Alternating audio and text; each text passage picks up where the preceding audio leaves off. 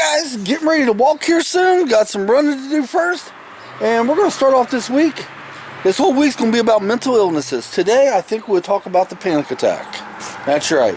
Panic attacks. I made a video back a couple years ago about panic attacks. But today, we're going to do a little bit different. So, whatever I do today, when I walk, go to the appointment I got to go, I'm taking you guys with me. And Elizabeth will give her takes, and I'll give my takes. Yeah! Now see, there's many forms of panic attacks. The ones I suffer from happen for no reason. They just all of a sudden come up, and I label them. They could be 1 to 10, 10 being the worst, 1 being the weak one. In most cases, within about 15 to 20 minutes later, the panic attack's gone. But there's also other panic attacks that people have, like, oh my God, right before you have a crash or you go to the doctor. Them are the normal ones. The ones my daughter and I have, there's no reason for them. They just happen. Now, I'm at the park right now. Just me. I'm in the truck, as you can tell from the thingy pavilion in the background. Now, panic attacks are a deeply personal experience that can feel different to everyone who experiences them. But if you don't know what a panic attack is, if you've ever been in a car accident or been choking on a stray piece of food or held underwater for a bit too long by a joking parent or sibling, basically any situation that's even remotely life or death, then you know what it feels like. Kind of. It's life or death every single time, even if the situation you're in isn't. It could be just going to the store, going to the mall, hanging out with your friends, going to school. But it feels like it's life or death. Like, every single time. Which, is kind of difficult when you're trying to live a normal life. Because when you have several panic attacks daily, enough so that they interrupt with your day-to-day living, you are diagnosed with panic disorder. Which is what I was diagnosed with when I was 12 years old. And then re-diagnosed with last year.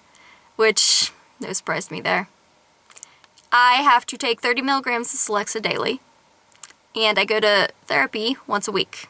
Now, when you talk about mental health, there's always this stigma behind it.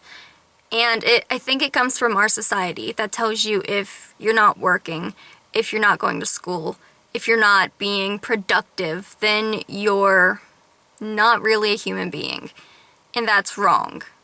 See, with my mental illnesses, not just the panic disorder, it prevents me from living what most people would consider a normal life.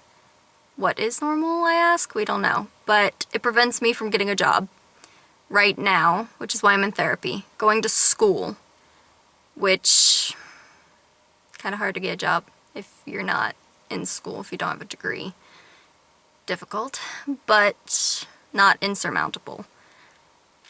It prevents me from forming lasting relationships, which sucks. The relationship I'm in now is different because she understands. And that's great. But when you talk about mental illness, most people don't get it. They wonder why you're letting yourself feel like this, when in reality it's not your fault. For years, I've been deeply ashamed about the things I cannot do. And that shame is just reinforced every single time I turn on the news. And there's a report about a mentally ill man going on a rampage and killing people in a school or a hospital or just anywhere, really.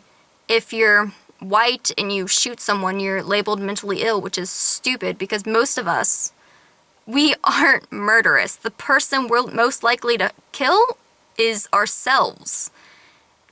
This nation has a problem with suicide and mental health awareness, and we need to do better. It's a huge problem when you speak up about wanting to hurt yourself, and all people tell you is you're just looking for attention. Like, first of all, wanting attention's not a bad thing. Second of all, I am not coming to you because I want attention. I'm coming to you because I'm scared. it's not a cry for... It is a cry for help. Sort of. If you're suicidal, and with panic attacks, you definitely can be. It's a fear thing. It's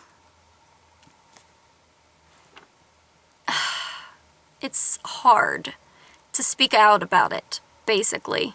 And when you do, there's always these people that are like, oh, you just want attention. You're just making it up.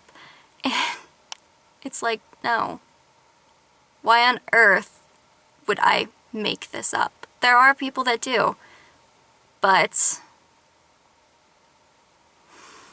there are more people that don't. The people that do make it up for attention, you know, because they have a different illness each week. But even if they are making it up for attention, what's so wrong with attention? I mean, gets sort of down to the wire. Basically, the thing is that this nation has a problem with awareness and mental health, and maybe it starts with us. Maybe we could be the ones to fix it. Just speak out about it. Don't be afraid to call someone out on their bullshit. Be like, hey, dude, that's not a cool thing to say, because a lot of people are struggling with this. And, like, just speak out. Sometimes, all the time, it's really fucking hard to do. Pardon my French. It's really hard to talk about this stuff. There's a stigma against it and a shame that runs so deep in us that it's kind of like after a while you get told so many times that you're making it up, you just want attention. Obviously it's not that bad. You get told all of this by everyone, and after a while you start to think, what if I am making it up? Even though you're not. You start to question yourself, and that's not okay. We need to talk about this. We need better mental health awareness. We need better health care, first of all. We need to do better. Now, my dad didn't want a really long video on this, but I don't know how you can talk about mental health and not have it be really long. But I'm sorry it was so long, and it's just, we need to do better on this. Don't be afraid to speak out about it. Don't be afraid to talk about it, because it's where the stigma comes from. I'm guilty of it too, like super, super guilty. Even today I'm like, no, I'm perfectly mentally healthy. What do you do? Jobs? Yeah! To hire me! I love capitalism. But, I do. Money's great. But, yeah. If you like it, subscribe, hit that like button. Just comment down below if you know what I'm talking about. If you have, like, there's people with their dog, oh god.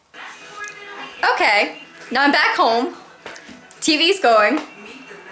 And Dad's over there putting his shirt on. But if you like the video, if you understand what I'm saying, comment down below. Tell me about all your deepest, darkest inner secrets. Yeah! Hit that like button, subscribe. Wednesday's video will be about depression. Yay! Look forward to that.